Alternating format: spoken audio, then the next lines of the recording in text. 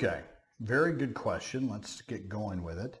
You have been having trouble lately communicating with the school on how you do not want your son in a consignment or containment unit. You've asked specifically for an outside behavior assessment, which you know they legally would have to pay for. They say that they can't have outside people coming in, and that is confidential, which is, you're exactly right, it's a bunch of crap. I speak Italian, so that's fine. Bunch of crap. Excuse your language. Nothing to excuse. You're frustrated. They want to either put him in the isolated or a self-contained unit for next year, but plan to do it in February or throw him in another school. That's what I'm assuming that meant. I feel like they are not even trying to do what they can, and that they just do not want to deal with him, and that you need a lawyer, one for the IEP and one for the school to do right by my son. Actually, it's the same attorney, okay? And that would be somebody like me, which would be a special education attorney, but let's break this down, okay?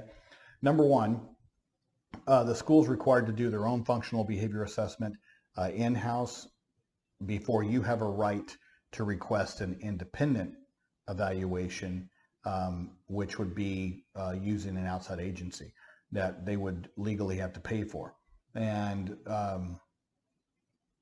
now with regards to having outside people come in, and the excuse that somehow it's confidential, guys, I'm going to say this again, and I'm going to say it loud for those in the back.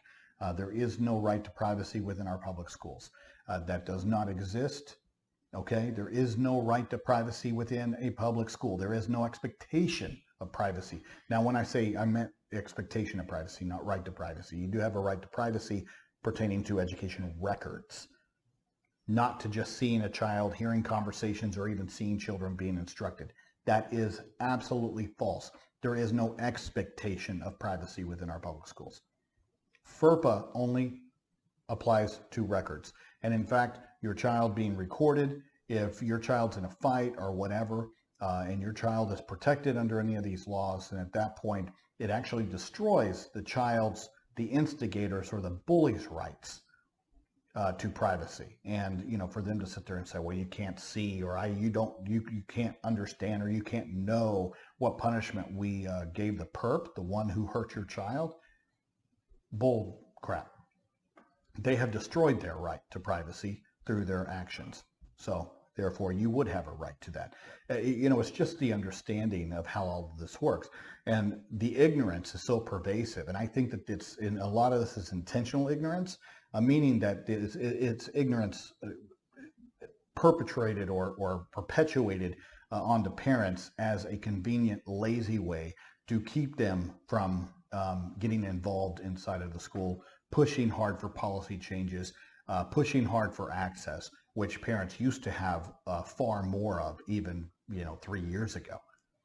But I mean, with COVID especially, they just have loved that because they can sit there and insulate themselves and protect themselves from any kind of scrutiny.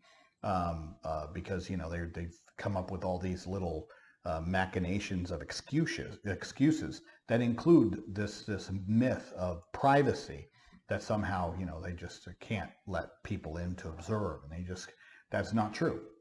Because I can tell you under ESSA, under right with regards to, and that was true under No Child Left Behind, even under Title I, that there's things in there to where if they meet these standards of a failing school or even at-risk school, that you can bring in outside professionals, that you have a right as a parent. So if your child's in a Title I school, then there's a lot of little nooks and crannies that's in the law that the school has to sit there and be transparent and open their doors to outside people to sit there and understand what the hell's going on or not going on. Now, with regards to outside professionals doing independent evaluations, how can they do that if there's somehow this myth of confidentiality that doesn't exist except for records? And as long as they're not handing you another child's IEP, then there is no, the other thing is this, guys. You walk through a hallway, you see student art on the doors and on the hallways.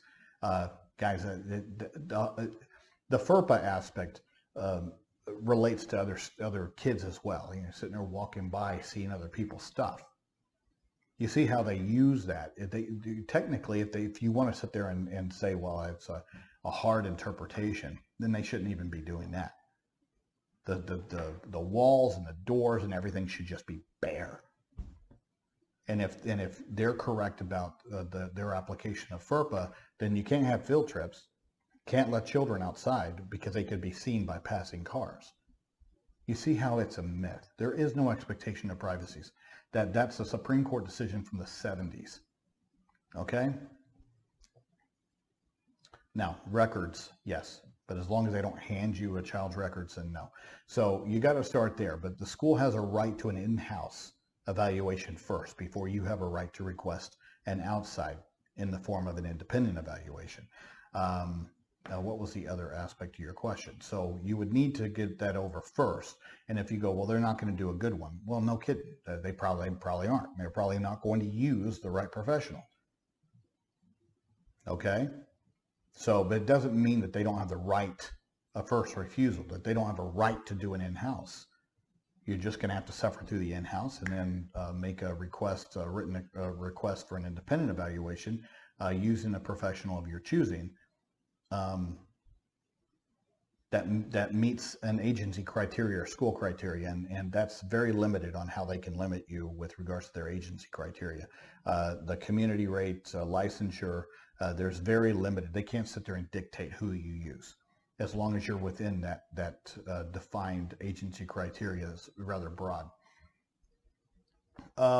There's only a few things that keep a kid out of a general education environment, and that is behavior that impedes their learning and the learning of others. And then the other one is if the child's severely cognitively disabled, and that is typically defined as an IQ score below 55. Okay? It varies state to state, but that's the standard. And it would have to be severely cognitively disabled. But with regards to the behavior piece of impeding a child's learning or the learning of others, there's also sort of a requirement or a nuance in there to where there's an expectation that the school district has pushed in supports in the form of aids, in the form of a behavior plan. Those things need to have been tried and exhausted to a point, to a reasonable point.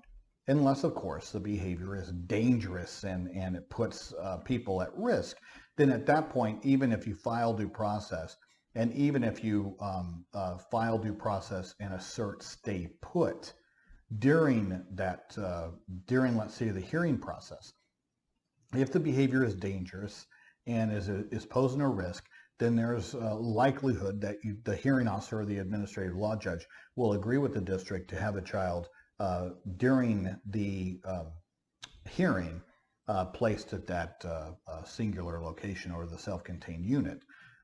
So there are aspects in there that's flexible to where it's just not. But if the child is, let's say, mildly disruptive or inattentive, if they did not push in any kind of supports with regards to trying an aid, to where there's data collection to support the IEP team's decision to remove the child from their least restrictive environment, and the least restrictive environment is assumed to be your child's home school in a general education classroom. That is the presumption. Okay, that is our goal to always work toward, is in their home school, in their general education setting. Before they start pulling the child out and putting your child in a more restrictive setting. And you can't get more restrictive than a self-contained. And I'm talking within a school system. You can get more restrictive, meaning homebound or a day program, something like that. But if they're going general education to self-contained, that's a big jump. You're missing a lot of possible stops in between. Some additional pull-out time to work with your child in, let's say, a resource, a special education setting, but they spend most of their day back in general education. Have they pushed in aid support? And there's many schools that work under this myth that pushing in aid support is more restrictive. It's not. That is absolutely the wrong interpretation of special education law. That is not the case. Pushing in aid support, the least restrictive environment isn't determined by what human being is close to your child, if that is within a general education classroom. The general education classroom, the four walls of a general education classroom, that is a least restrictive setting. Okay? Step outside that door, that is a more restrictive setting. Got it? Every time you take that child out of a general education setting, it's more restrictive.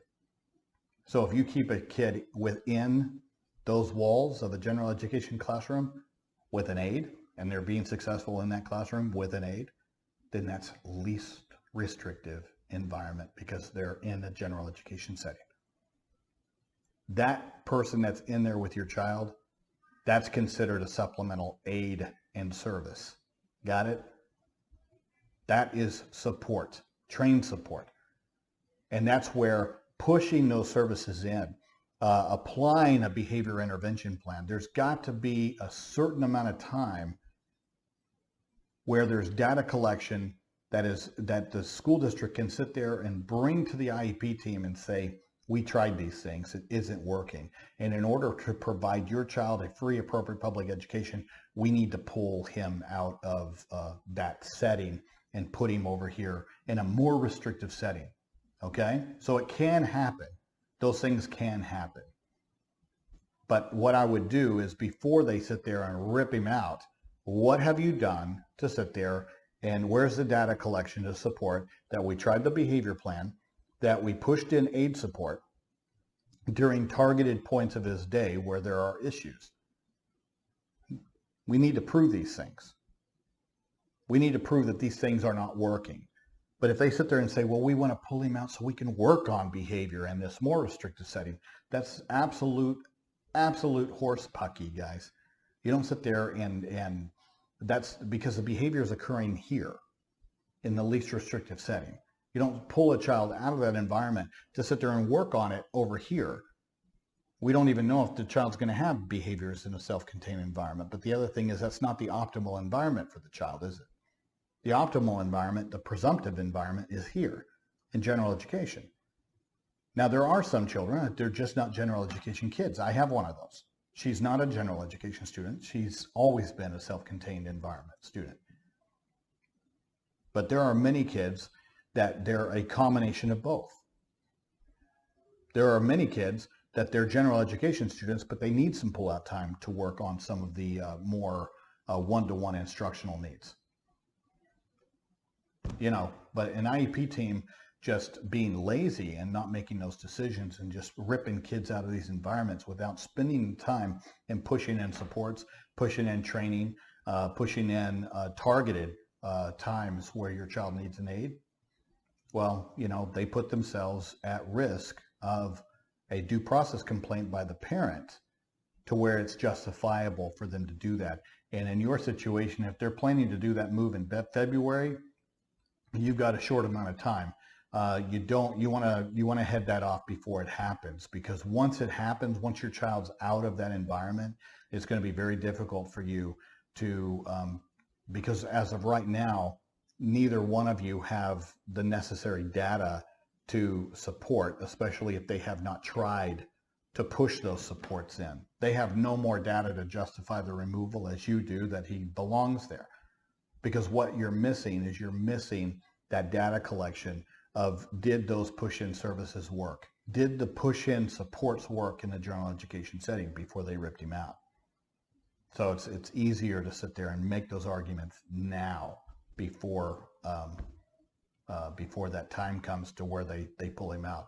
And if the behaviors are not violent to where people are having serious bodily injury or whatever, then at that point you can assert stay put and keep your child in their current setting. So there are options out there, but you got to sort of move quick.